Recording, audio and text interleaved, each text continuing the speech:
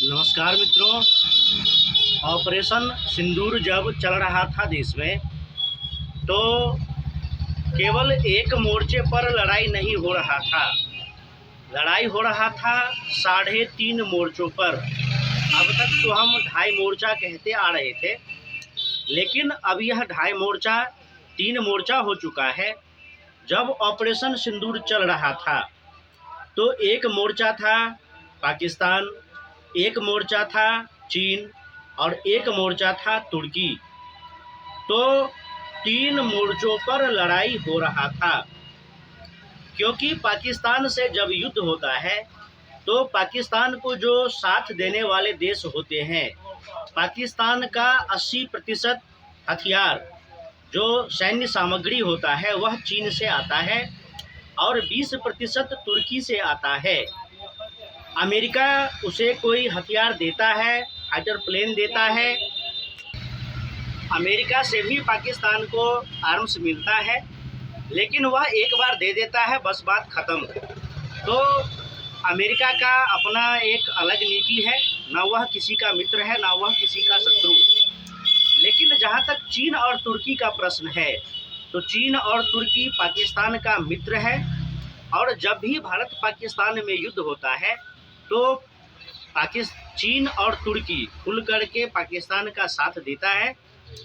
और 3 मोर्चा तो हो गया कि पाकिस्तान, चीन, तुर्की है, और जो आधा मोर्चा है वह भारत के भीतर में जो पाकिस्तान समर्थक है, जो हिजबुल्लाह समर्थक है, जो तुर्की समर्थक है और चीन समर्थक है। तो उसी में कहा जाता है काजीवा गैंग। काजीवा गैंग जो कहा जाता है वह होता है कांग्रेसी जिहादी वामपंथी का कांग्रेस जिहादी व वामपंथी। तो कांग्रेस भारत में हो गया जो आधे मोर्चे को लेकर के करता रहता है।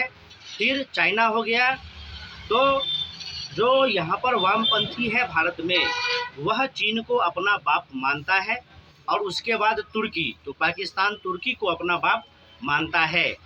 और परमाणु अस्त्र शस्त्र, तो परमाणु अस्त्र शस्त्र को लेकर के पाकिस्तान उछलता रहता है कि परमाणु संपन्न देश है, परमाणु बम से हमला कर देगा। तो ऑपरेशन सिंदूर में प्रतीकात्मक रूप से जो पाकिस्तान का परमाणु बम का जो सेंटर है जहां वह स्टोर करके रखा हुआ है, प्रतीकात्मक रूप से भारतीय सेना के द्वारा वहां एक मिसाइल दागा गया था। वह मिसाइल परमाणु सेंटर पर डायरेक्ट भी दागा जा सकता था, लेकिन पाकिस्तान को यह बताने के लिए कि तुम जिस परमाणु हथियार पर उछलते हो यह हमारे मिसाइलों के निशाने पर रहता है। तो 3 मोर्चे पर लड़ाई हो रहा था देश में, 3.5 मोर्चे पर। तो अब इससे एक बात निकल करके आया है कि भारत देश में अभी सैन्य साजो सामान की बहुत अधिक मात्रा में आवश्यकता है, क्योंकि जो पड़ोसी देश है, शत्रु देश है, उनका कोई भरोसा नहीं कि कब आक्रमण हो जाए। तो स्वदेशीकरण, आत्मनिर्भरता के साथ साथ बाहर से भी, विदेशों से भी सैन्य सामग्री मंगाया जाता है, लेकिन भारत जितना अधिक से अधिक आत्मनिर्भर हो और जितना अधिक से अधिक सैन्य क्षमता को बढ़ाए, उतना ही भारत की रक्षा सुरक्षा के लिए महत्वपूर्ण होगा।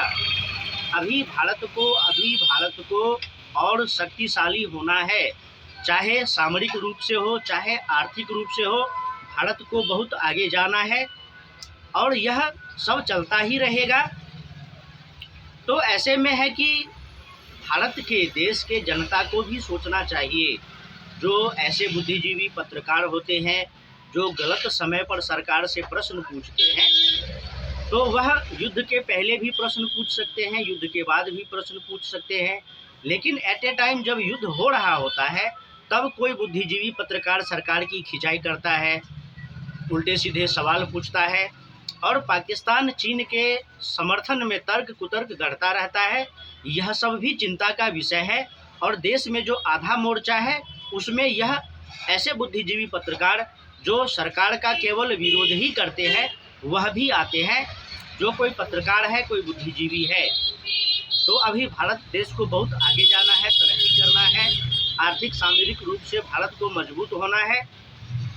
और जब संबंधों की बात आती है तो पाकिस्तान एक शत्रु देश है और पाकिस्तान के साथ किसी भी प्रकार के संबंध नहीं होने चाहिए। चाहे खेल हो, खेल के मामले में भी पाकिस्तान से कोई संबंध नहीं होने चाहिए। अब ऐसा नहीं है कि केवल क्रिकेट को लेकर के बैन कर दिया गया, बिल्कुल नहीं। क्रिकेट तो बैन होना ही चाहिए।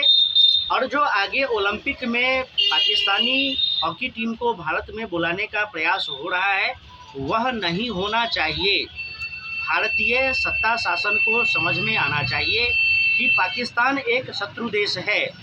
अब चाहे ओलंपिक का दावेदारी करना हो, ओलंपिक का आयोजक बनना हो, ओलंपिक का आयोजक बनने के लिए पाकिस्तानी खिलाड़ियों को, पाकिस्तान के हॉकी खिलाड़ियों को भारत में बुलाया जाएगा खेलने के लिए, तो इससे बेहतर होगा कि भारत ओलंपिक की मेज़बानी को निरस्त कर दे या फिर पाकिस्तान को ही ओलंपिक से बाहर कर दे।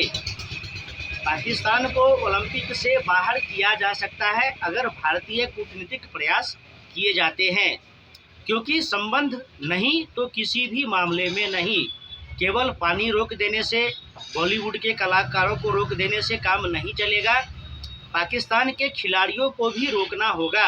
न भारत का कोई खिलाड़ी पाकिस्तान जाएगा, न पाकिस्तान का कोई खिलाड़ी भारत आएगा। भले ही भारत को ओलंपिक का मेज़बानी छोड़ना पड़े। और जब आज भारत में तीसरी सबसे बड़ी अर्थव्यवस्था और चौथी सबसे बड़ी सैन्य क्षमता वाला देश है, तो फिर क्यों कटोरा छाप पाकिस्तान को वह ओलंपिक से बाहर करवा देता है। पाकिस्तान को ओलंपिक से बाहर करवा दिया जाए और भारत ओलंपिक की मेज़बानी करे, लेकिन पाकिस्तान का हॉकी टीम भारत में नहीं आना चाहिए, क्योंकि एक तरफ खून बहता है, एक तरफ गोलियां चलती है और दूसरे तरफ हम पाकिस्तान के खिलाड़ियों के साथ खेल खेलते हैं। यह कभी नहीं हो सकता है, यह बिल्कुल नहीं होना चाहिए। संबंध नहीं है तो नहीं है, किसी भी प्रकार के संबंध नहीं है।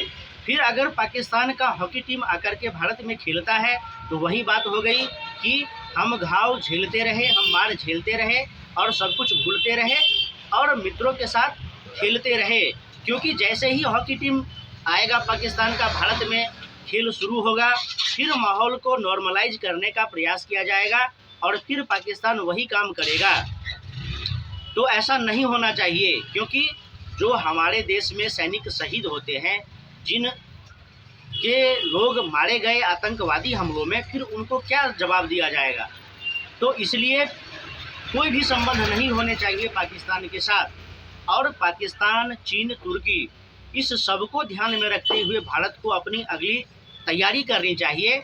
और यह तो निश्चित है कि अब आगे पाकिस्तान अगर जरा सा भी कोई हरकत करता है तो पाकिस्तान को भयंकर जवाब दिया जाएगा, जिसका पछतावा पाकिस्तान को हमेशा रहेगा। फिर मिलेंगे, नमस्कार।